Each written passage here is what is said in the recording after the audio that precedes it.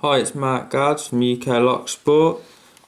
Sorry about this video. I have tried to upload this before, but YouTube converter doesn't want to work on the iPad. It was 12 minutes long before. It's not going to be as long this time because on my handheld camera I've just got.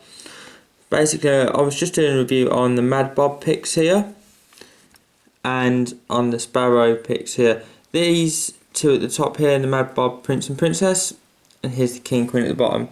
And I think you can just see the difference in the sizes. If not, just give me 1 second and I'll try to alter that. There we are. I mean, that's your pick size you're working with. It's just unbelievable. So when you're looking at a keyway like this, which is a Yale, if you get the Princess's pickers, I'd move it to a bit of a better angle for you. Sorry if there's people getting seasick out there. It's more easy to get in, but it's still not practical. Look, I'm pushing, just trying to get this pick in there. I usually have a cheap lock in here, and I've actually got rid of that lock at the moment because it's cut up in pieces. I'm turning it from a 5-pin into a 4-pin, but changing the core a little bit due to a design I'm trying to work on, and that's on UK Lock Sport, so please go to the forum to check out some more. Anyway, I've got a casp here and I'm just going to try and put this casp in just to give you a bit of an example.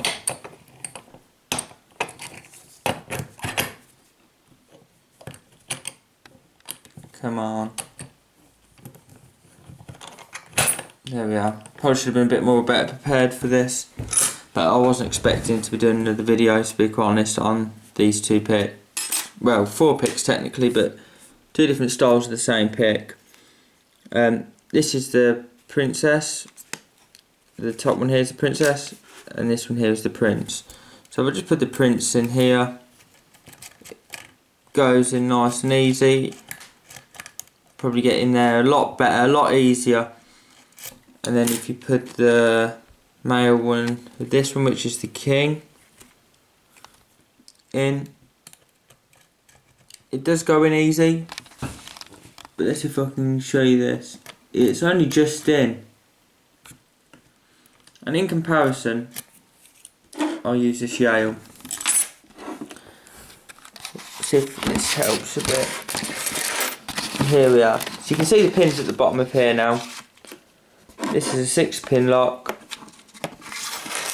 and if I get the King pick off the table, you can see how it does hit all of these pins on a 6-pin, but if you're on a 5-pin lock, that's where you're looking at. So you got to only go into the bottom of that dimple, because otherwise you're going to be hitting the back, and this is more than likely going to overset it, this bottom bump just there. It's probably going to overset it, just so you can see. Putting up my finger in the video, just there. It's probably going to overset it. And now if I show you in comparison the Prince, you're hitting 4 pins nice and comfortably, and you can just about reach to the 5th before, it's like that camera workmanship here, before you're over the top of this first pin. So you're looking probably about 5 pins with this. I do prefer these. These are made by Mad Bob. I do prefer them, but I still haven't been able to pick anything with them. I've seen people pick with them, and I've seen more people pick with these Mad Bob picks than I have with the picks here from Sparrow. So if you are going to spend money on them, I do recommend going for Mad Bobs. They're easy to get into keyways, and you know, it's easier to get around the corners.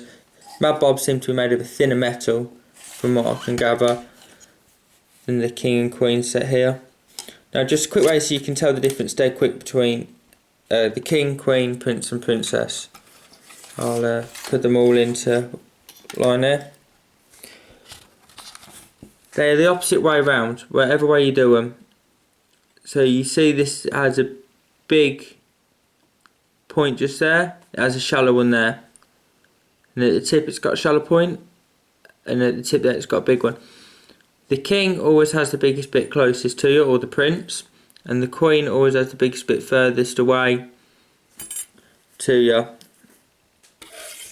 So that's how you tell the difference between your picks here. If I can just get them in there to show you.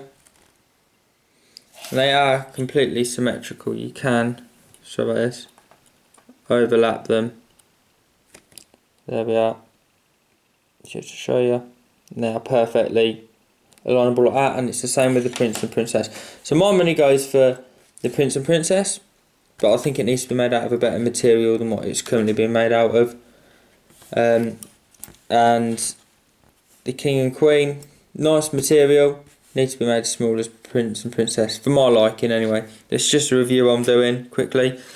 From Mad Bob, I also got this single bow guitar. It's almost like a half diamond, and I actually got the bow guitar. This is titanium. I have picked the standard pin lock I usually have up there just to try them out, and the first time I used it I just put tension on the lock and one push in and that was it. It had opened it.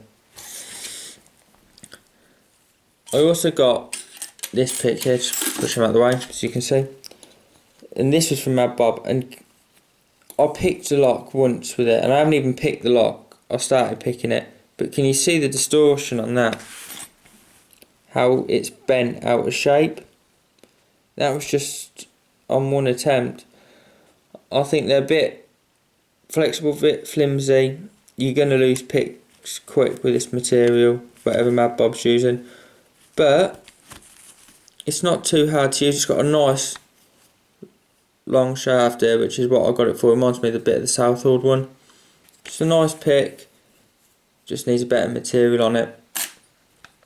And then last thing, because I'm trying to make this quick because I've already done this video once before, 12 minutes long it was. Just another one is this Mad Bob case here. I won't be keeping the Mad Bob picks in it, but it's a lovely case and it's well riveted. It's a really strong, tough materials. This is going to last a long time, this case. I do like it. It comes in two colours, which is black and green. If you're looking for a case for your picks, I do recommend this one. Although one thing that puts me off on the inside is space. I've put my home brews in here, and these are only slim. I managed to get 1, 2, 3, 4, 5, 6 in there, and I kind of made this one a bit too tall here, so I have to push it down and then fold the top over, otherwise I end up with a big bulge. The only way I think this case could be improved is if it was the same as my Peterson case. Get rid of the writing on the front, made in the US, collector's edition, all of that. This case here is padded, so if your picks push in, they're not going to bend as easily, and it's strong. It's a good material, and I like it.